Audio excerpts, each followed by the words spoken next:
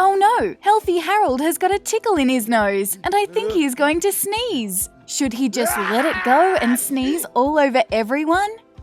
Or should he cover his nose and mouth with a bent elbow or a tissue? If you need to sneeze or cough, remember to do it into your bent elbow like this. That way you will help your family and friends stay healthy. Healthy Harold says goodbye for now, and thanks for listening to his important lesson.